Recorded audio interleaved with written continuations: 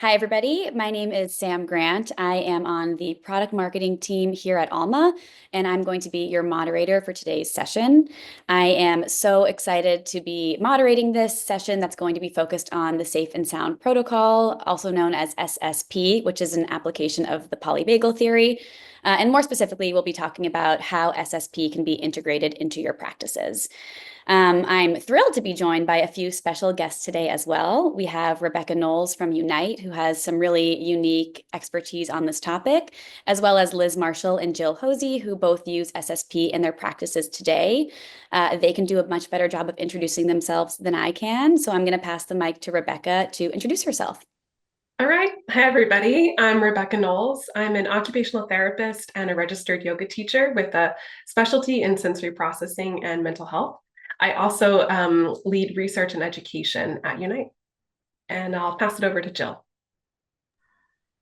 Thank you so much. I am Jill Hosey, and I'm a social worker and trauma therapist based out of Rhode Island as well as Toronto, Canada. I work with kids, teens, and adults across the lifespan, and I sit on the clinical advisory board for Unyte. I'm an EMDR trainer and am faculty for the ISSTD. I'm glad to be here with everyone. Hello, it's so good to be here. I'm Liz Marshall. I'm coming to you from snowy Maine. I'm a trauma therapist licensed in Maine, Massachusetts, and New Jersey. And I'm also an EMDR provider and consultant. My specialty is working with folks with complex trauma, dissociation, and chronic pain. So it's great to be here. Thank you all so much. We are clearly joined by some experts, and I think we're all really excited to hear what they have in store. So with that being said, I will pass the mic to Rebecca, who will kick off the content of our presentation today. Great. Thank you. Let me share my screen and we will get going.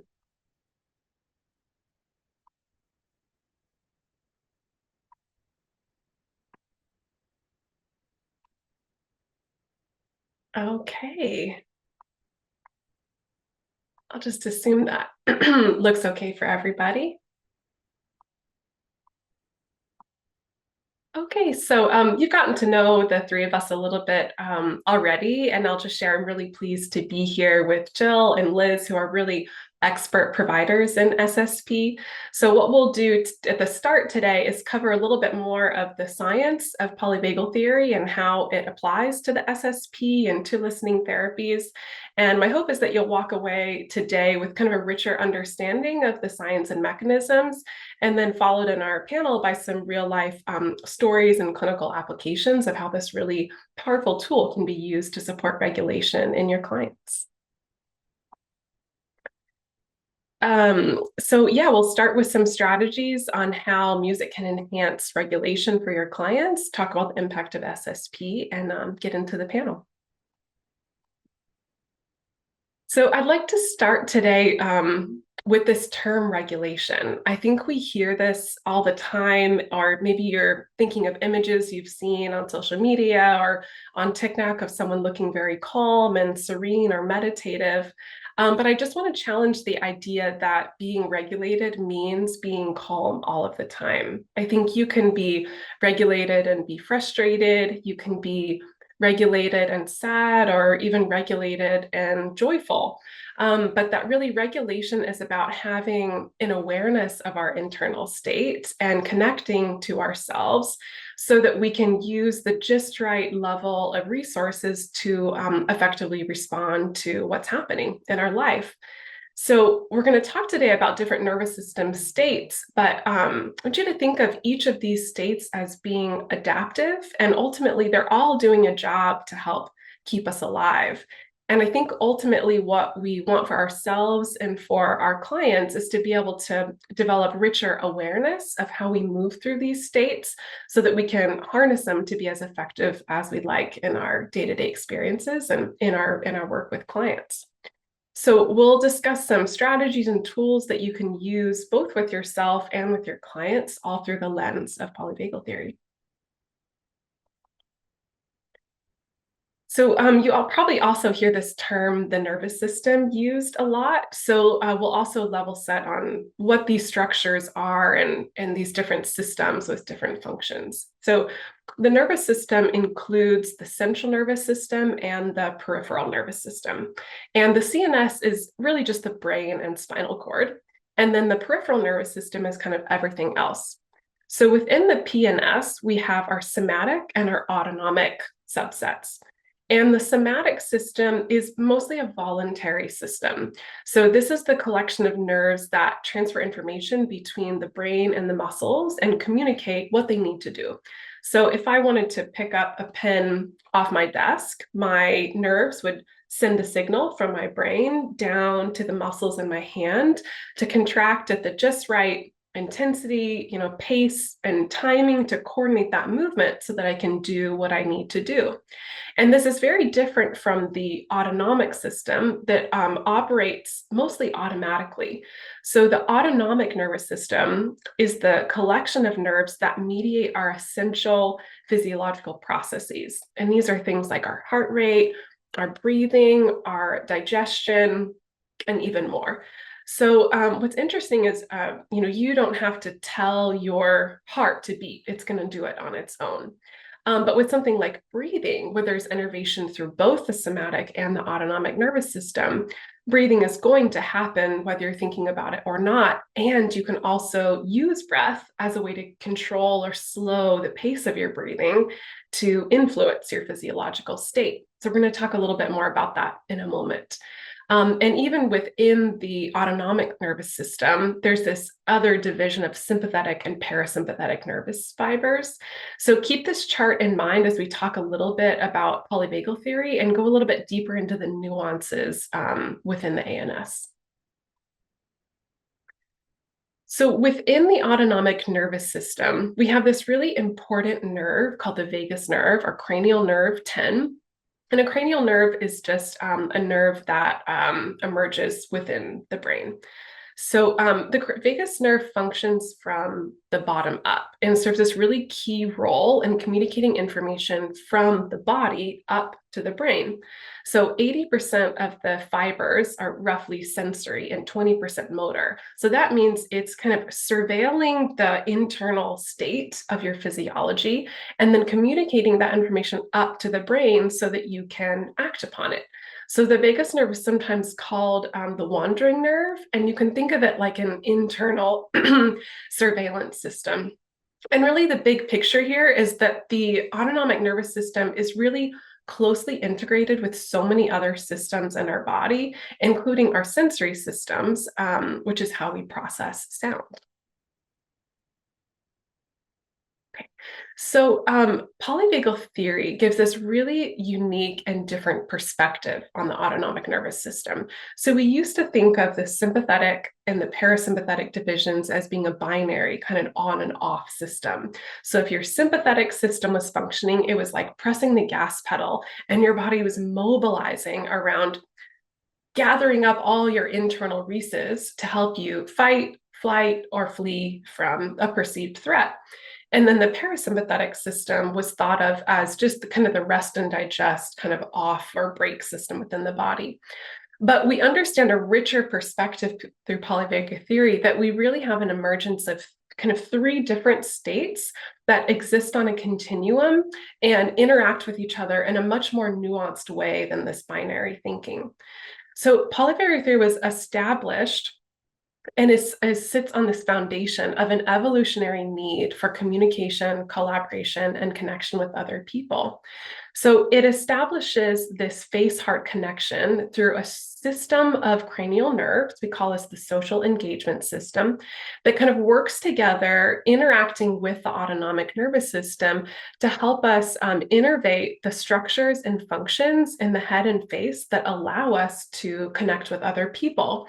It also supports some essential kind of uniquely mammalian functions like coordinating our suck and swallow reflex. So it innervases the muscles of our face to help us, give facial expressions, move the muscles around our eyes, It has branches to our throat and that support our ability to swallow and suck effectively, and also kind of change the pitch and tone of our voice. And if you look at the figure on the right, you can see a schema of this social engagement system, this network of cranial nerves in action that really enhances and allows us to safely connect with other people. And what's so amazing about this system is it has this bidirectional relationship with our physiology. So when we feel safe and we're in that kind of safe parasympathetic nervous system state, we can better access the social engagement system to connect with other people. And when we're safely connected with others, it can also influence our physiology and help us better access an internal state of safety. So this kind of division in the vagus nerve that kind of happened through evolutionary history is what kind of supports more nuance in these states. And we can talk a little bit more about that neuroanatomy. But the takeaway message here is that polyvagal theory helps us better understand the relationship between the mind and the body. So within polyvagal theory, we have three key principles. We're going to talk through one at a time. So co-regulation is how the nervous system connects and influences other people. And you probably know this intuitively, as many healthcare practitioners and therapists probably have a good sense of other people's energy in the room. You might feel it shift when a client walks in. You might be subconsciously picking up on your client's posture, their tone of voice, or their facial expression. And what polyvagal theory helps us understand is that's actually influencing us at a physiological level. And then the way that we present to other people influences their physiology too. And we see this evidenced even in more modern research. So there's this wonderful study done by Kolach et al. In 2021 that found that when mothers' voices had more prosodic features, so more middle frequencies and fluctuations in their intonation, it actually reduced their infants' distress signals and improved their autonomic regulation. So we know that calm prosodic voice, not just with infants, but with other people, is one way that we can send cues of safety that's really built into our nervous system at a developmental level. So the second principle is neuroception, and this is our subconscious detection of cues of threat and safety from our body, from our environment, and from our relationship with other people. So your nervous system is constantly assessing your internal and external environment to look for cues of safety, threat, or danger. And this is happening all the time without our conscious awareness. So we're constantly making an assessment of that kind of balance in the scale of cues of safety or danger so that we can mobilize our internal resources if we need to respond to perceived threats. And of course, in our evolutionary history, this served an essential function to help us physically be able to fight off a predator or run away from a danger or even stay away from a group or another person that was perceived as dangerous. But in our modern environment, we're not often, most of us who have the privilege of living in safe spaces aren't needing to fight off physical dangers all the time. So this older aspect of our system can sometimes overfunction, and we can mobilize even in response to perceived threats or psychological threats or even chronic stress. So one way that we can kind of practice or embody this concept of neuroception in our systems is to find cues of safety in ourselves, in our environment, and other people, and bring what's subconscious into our conscious awareness. So if you'd like to take just 10 seconds to practice that exercise, you might just look around your room, and maybe there's a window where you can access nature outside, or maybe there's a picture of someone who's been supportive in your life, or maybe looking inward, you can feel your breath moving slowly or your heart beating at a steady pace. And by connecting to that sensation, we can help bring subconscious cues through neuroception into our current awareness and just help establish that safety in our physiology. So the third principle we'll cover is the autonomic hierarchy. So I mentioned earlier that kind of traditional understanding of our autonomic nervous system being binary, of fight or flight or rest and digest. But through this division of the vagus nerve in our evolutionary history, we actually recognize kind of three states. So our immobilized state is kind of your oldest response to threat. And sometimes when we have no other tools or strategies, or we're not able to run away or get away from a threat, your system's last ditch or kind of best effort is just to shut down. And again, that's not always a bad thing. Sometimes if we're sick or we're chronically stressed or for whatever reason, if we need to sleep, it's okay for your system to shut itself down and give it that space to recover. But as we move kind of up this predictable response pattern, this autonomic hierarchy, we also have this mobilized fight or flight or sympathetic response that empowers us with the energy we need to want and, to do the things that we want and need to do. And sometimes this can be acting in a supportive way. Maybe if you feel excited or playful, or maybe you're feeling a bit anxious before a presentation or something you need to do at work, it's okay to have a little bit of sympathetic energy to get us that bump that we need to, though this system can sometimes be overactive and lead us to a cycle of kind of chronic stress or over responding to the world around us. And then kind of at the top of that hierarchy is that social engagement system. So that network of cranial nerves I mentioned earlier that's established through the ventral vagal pathway is also an expression of the parasympathetic system, but it's evolutionarily newer, and it is that function of those cranial nerves that helps us feel safe, connect, and communicate with other people. So probably wondering what all this has to do with sound. So auditory processing is one aspect of sensory processing that is very closely linked with other sensory systems and with our autonomic nervous system. So we think of auditory processing as a portal to influencing autonomic state. So essentially, sound input comes in from our environment. It gets converged in the brainstem with our autonomic nervous system, other sound inputs, other sensory systems, and then it gets kind of moved up the brain where it's processed, interacts with other parts of our brain, and then ultimately we have a kind of conscious frontal cortex assessment of how we make sense of that sound information. And we really rely on well-functioning structures in our inner and middle ear to help us effectively perceive sound information and also tune in or tune out to sounds that are essential and supportive.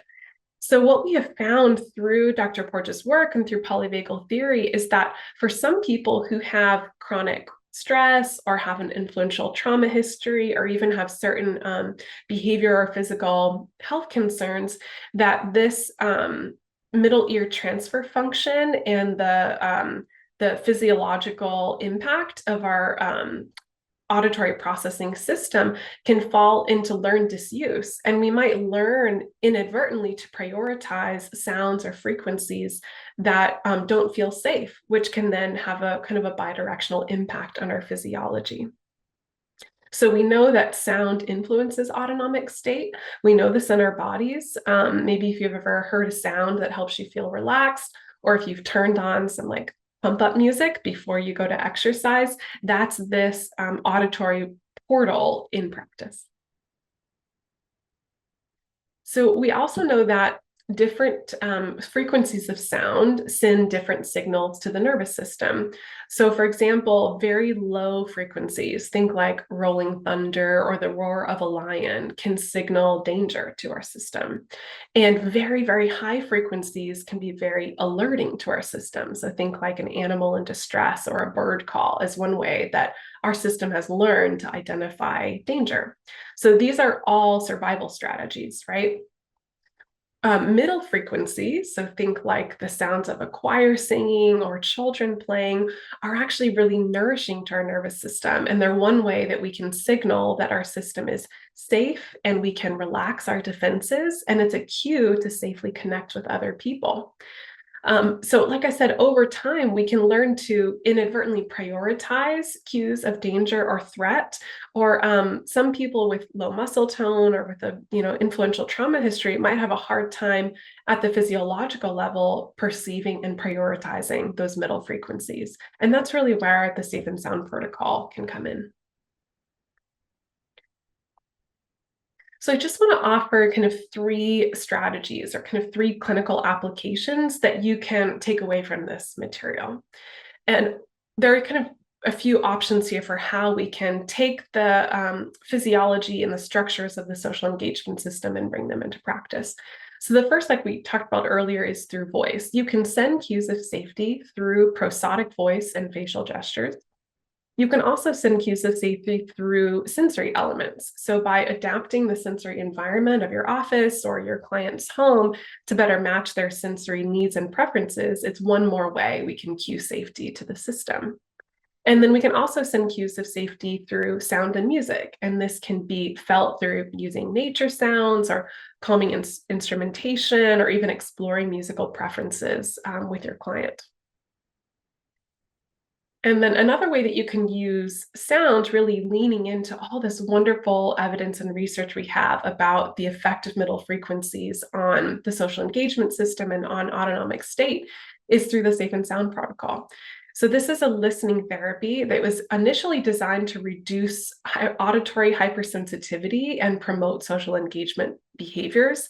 And since its relief, we have seen some amazing effects on adult trauma populations and really all kinds of individuals across the lifespan with different diagnoses that helps them better be able to receive and participate in the therapeutic process through the cues of safety delivered in this music.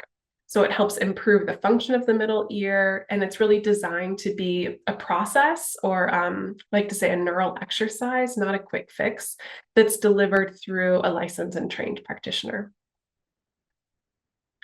So to kind of give you a sense of what this looks like, the SSP music has been filtered through a special algorithm that highlights frequencies of safety in music in this middle range.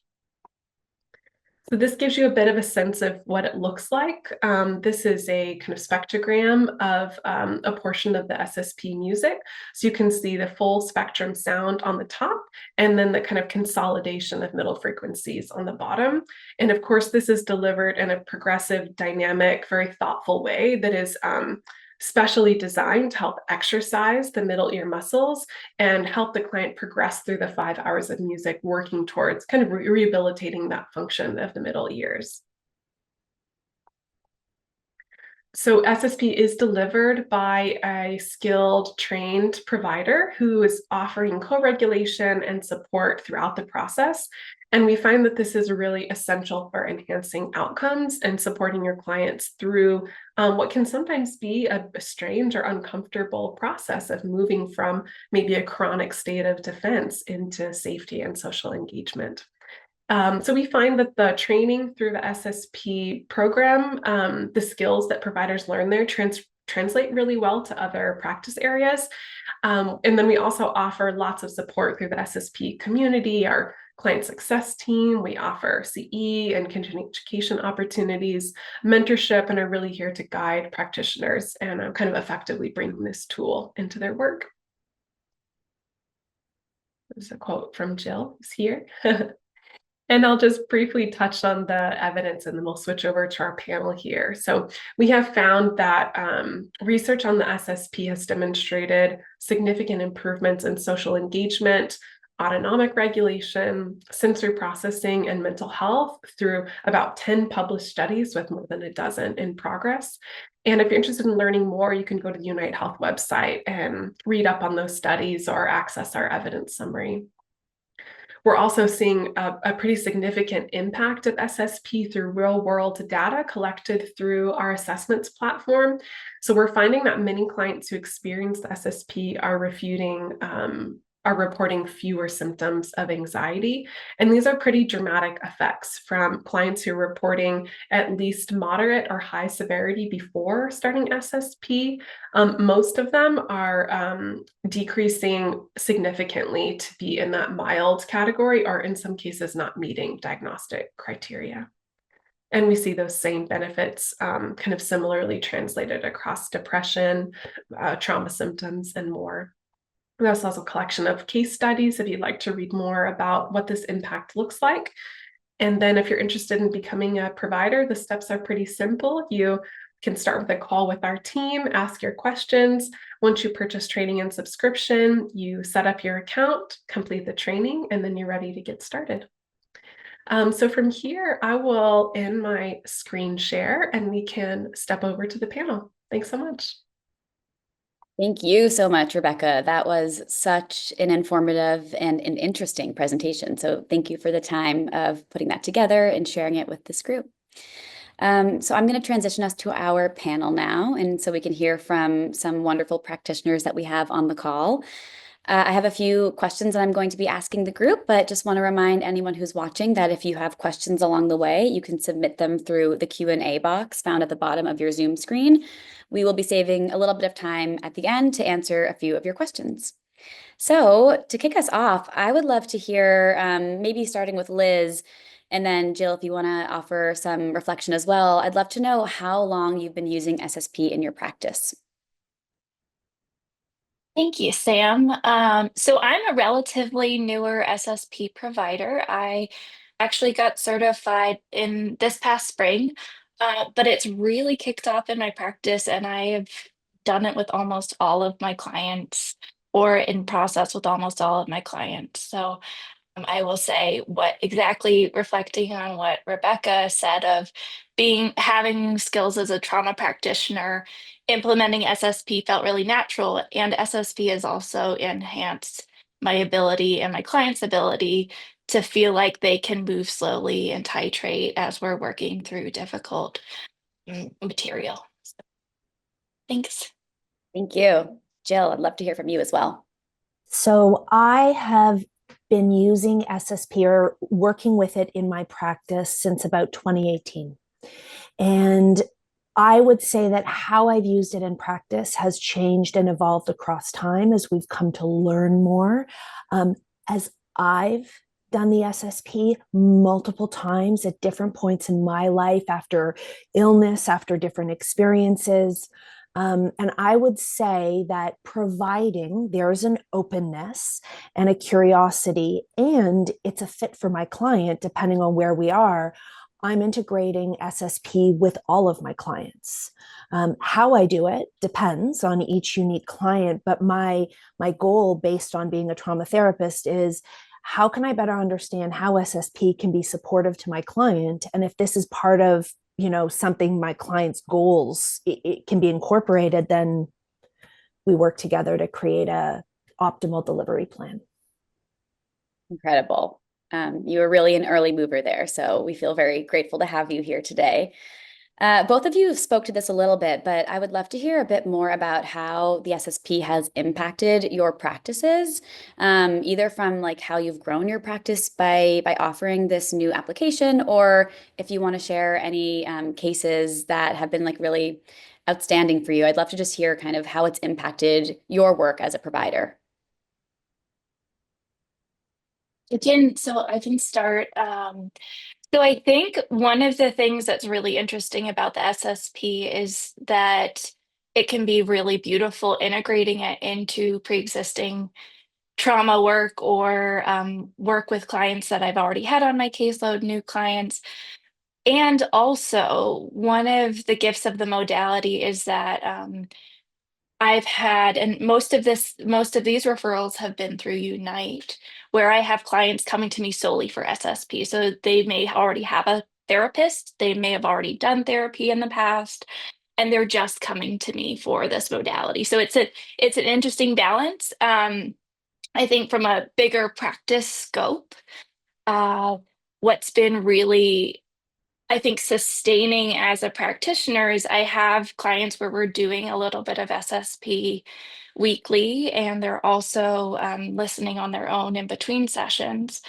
I also have clients who, often the ones that are coming to me just for the SSP, they're doing a lot of it independently or co-regulating with loved ones and staying in touch. And so sometimes those SSP clients, depending on level of complexity and need for support, are, in my practice, I require that they're in touch with me at least weekly, but a lot of them are learning about their nervous system while doing it. And as a practitioner, it doesn't mean that I see them every week, in the same way I might with a kind of ongoing therapy client. So it's allowed for a little bit more balance in my practice and sustainability for me as a practitioner. I'll hand it over to Jill to share about a case, and then I'm also happy to share about a case that I have in mind as well. Thanks, Liz. I just, in listening to you, it truly highlights just how flexible we can be with the SSP. And there's a variety of different ways that we can incorporate it into practice. And there's no one size fits all. Instead, we're figuring out how can this best fit and be useful for each unique client. And then we create that process around and alongside our client. For me, one of the things that brought me to curiosity about SSP was that recognizing within the context of the work that I do that I am oftentimes neurocepted as a threat simply by being a human being.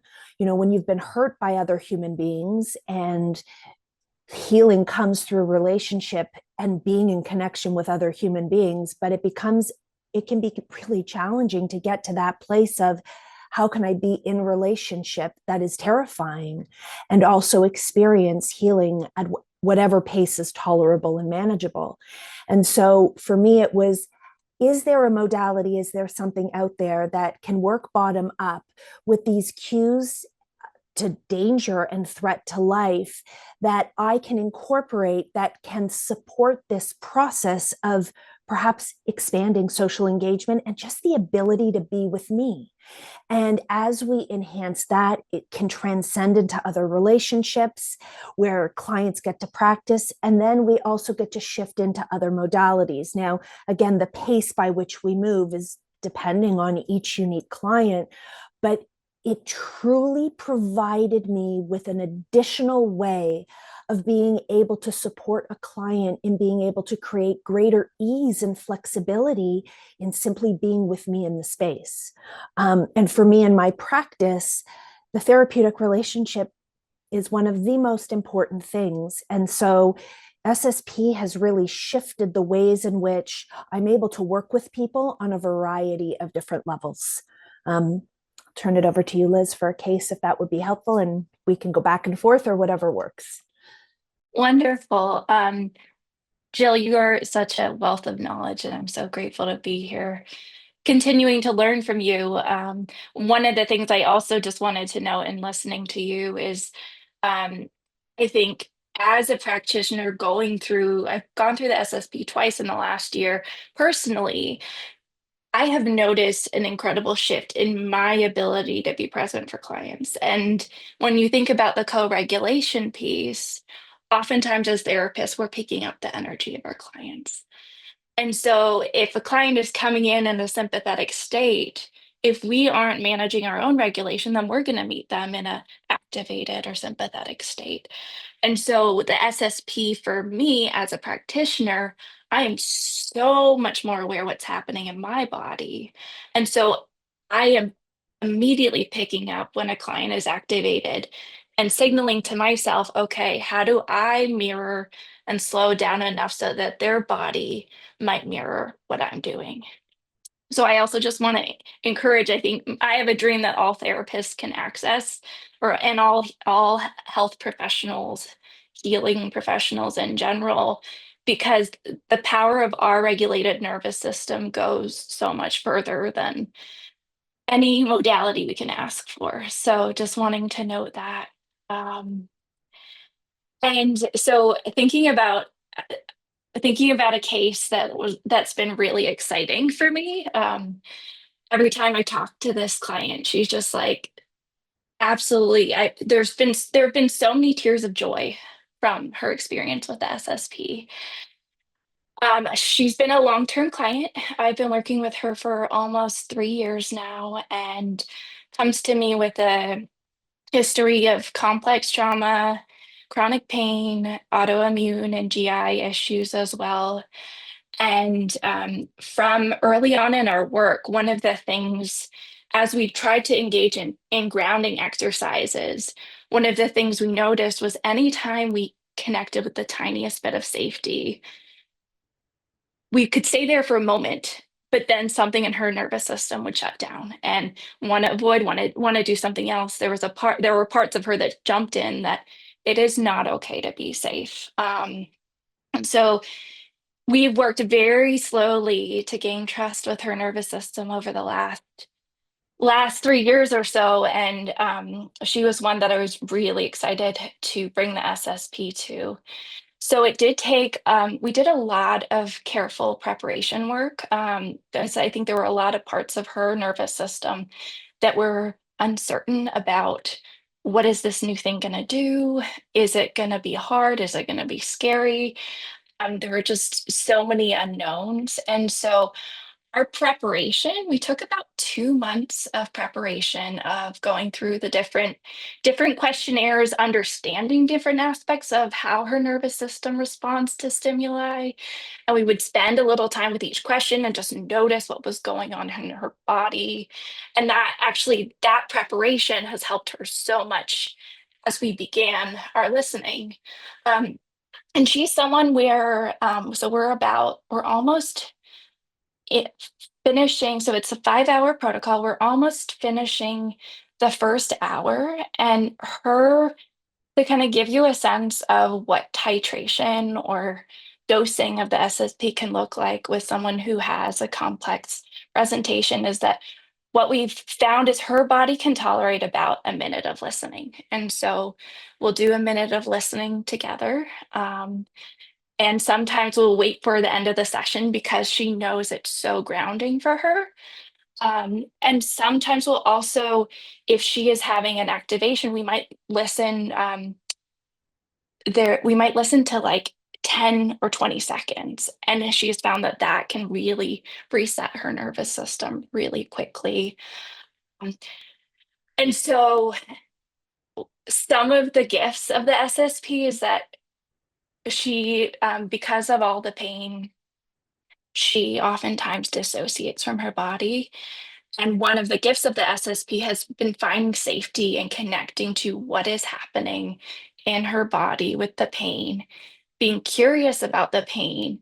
And then in the process of that, there's been this incredible natural like release of some of the traumas that she's been carrying. And so there's been this really natural unveiling of generational trauma, some of her pre-verbal um, trauma from like early first year of life that's been coming up. And so it's been very slow, very titrated. And I think because the SSP has given her this tool that we can listen to do something for 1 minute at a time, she feels really in control of the pace in which we're working and doing some work through these things. I could go on a long list of the other improvements she's seen. I think one story that almost had me in tears the other day was that because of her trauma and chronic pain, oftentimes she finds being in social situations will knock her out for probably a couple days. Her body will respond to being in social situations with a lot of pain. And she came into session the other weekend just beaming and said, "Guess what? I was able to be in a social gathering for 3 hours and engaged, and I didn't have a pain hangover." And that was huge. The fact that she felt safe enough, her body felt safe enough being in a social situation was just really huge for her growth, huge for her ability to notice progress in herself and her healing. So I could go on for a long time about this case, but just she's given me so much hope. The power of SSP and just a gift to journey alongside. Thank you so much for that, Liz. I think it's just so powerful to hear your experiences as a clinician and to see your joy in having these breakthroughs. I think that is just so special. And I also want to acknowledge what you said earlier about clinicians having access to this therapy. Like, I think that is such an amazing, important thing to be talking about. So thank you for everything you shared. I want to transition to answer a question from the audience because, Liz, I think you did a great job of depicting what it looks like to sort of like microdose these sounds in sessions. But Carla in the audience is wondering, and I think Rebecca, this would be a good question for you. How long, so in terms of like total duration, months, weeks, months, does the average client utilize the SSP? And do some stay with the protocol after they've sort of reached their goals, or what does that really look like? Excuse me. So we find that there's a great deal of variety in how the program can be delivered and titrated, but on average, most clients can tolerate about 15 to 30 minutes of listening at a time. And so listening maybe at a combination of weekly sessions with a therapist and a bit of listening on their own, most clients are able to complete SSP in about 6 to 8 weeks. So there are some who listen in, like Liz shared, very small kind of micro titrations of a minute or less. And there are even some clients who listen to the SSP consecutively every day, an hour a day for 5 days and finish within a week. So there's lots of flexibility, really informed by the level of complexity of the client and how much access to support and resources those clients need to be successful. Thank you. And Jill, if there's anything you'd like to add to that, given that you've been working with the SSP for so long, I welcome you to share. Again, it's a hard thing because my go-to answer is it depends. And it depends on each unique human that I'm working with. And I believe that every single moment in the delivery process, whether it's we're taking a look at the different questions on the different assessment scales, whether it is that we're exploring what it's like to put headphones on versus not, or exploring the playlists, or going towards the connect and becoming curious about music, it's all a clinical intervention and part of the process. But the actual listening and how much and when is all going to be part of a moment-to-moment decision-making plan, a therapist and their client, or a provider and their client is going to engage in, and may need to be revised or edited as we go, depending on the client's level of affect tolerance. Really, really helpful. Thank you. This next question is a little bit more technical, operational, but it's one that we hear all the time, which is there's sort of two parts to it. How does this work with telehealth? And then sort of in the same vein, how do you bill for these sessions? If anyone wants to share there. I can start. I can talk a little bit about telehealth. So when I'm working telehealth, and I do use SSP online, typically what I'm doing is my session is on my video platform. My client's listening is typically being done on a smartphone. And we're together and we're making clinical decisions around, again, how much listening we're going to be doing. And we're also creating a space that is going to be optimal for their listening. So we're taking a look at, time of day, who's going to be around, what's needed to be around.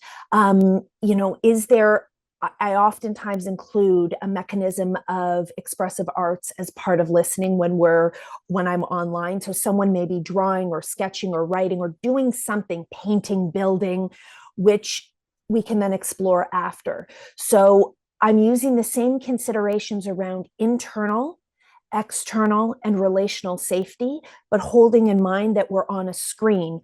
And that also includes asking questions around, where do you want me to be? Is it okay for me to be here?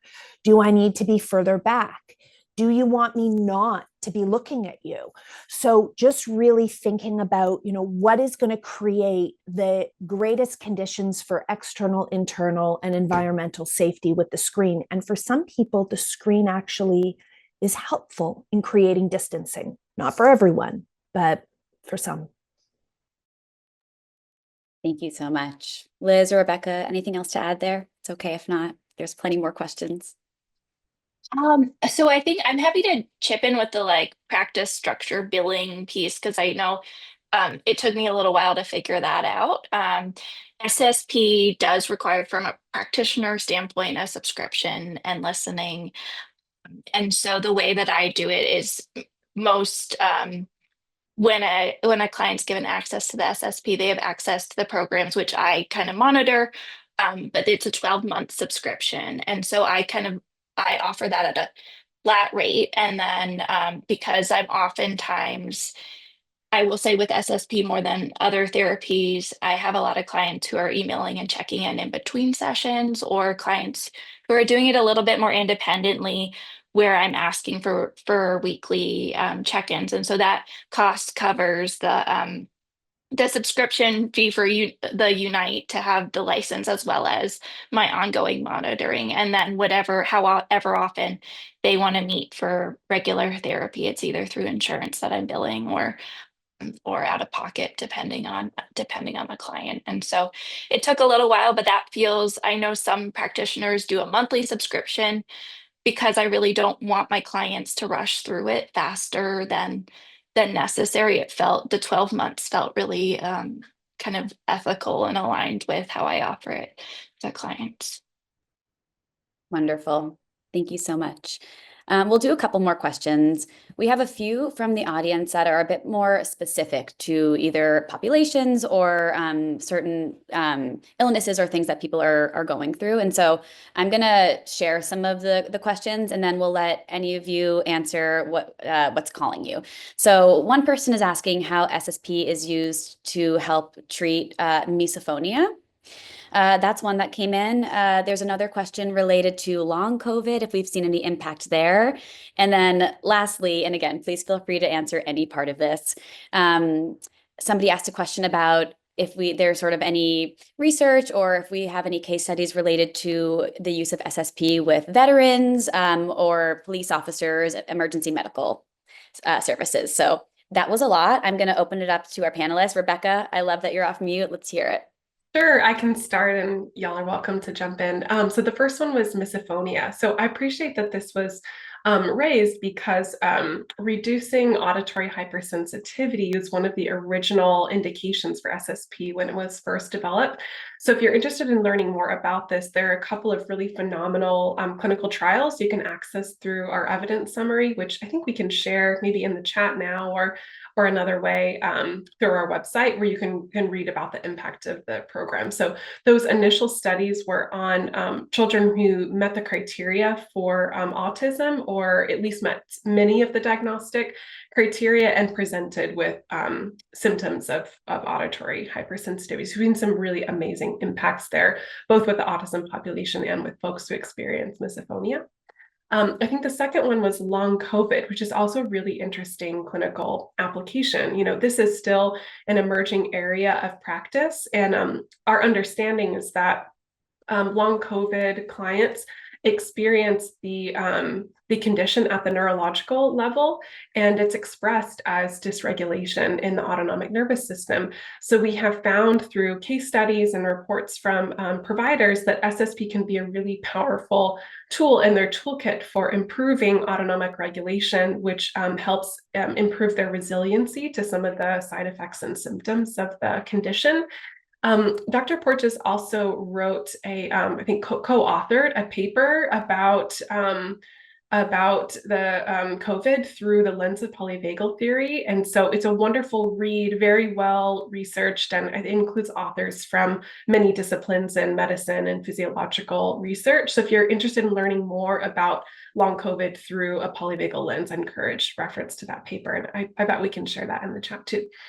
And then the third one, I think, was veterans. So this is, again, a wonderful application and emerging area of practice for SSP. So we have lots of case studies and reports from providers and some larger organizations through the VA that we've worked with who have seen some really tremendous benefits from SSP. But interestingly, there was a study done at Spencer Psychology, I think in Indiana, just a couple years ago, that was looking at the impact of combining SSP, I believe, with EMDR and other kind of talk therapies to look at the impact on anxiety and PTSD. And we saw some very significant improvements in reducing the symptoms of PTSD and specifically the hyperarousal presentation, which of course can translate to many other kind of clinical conditions.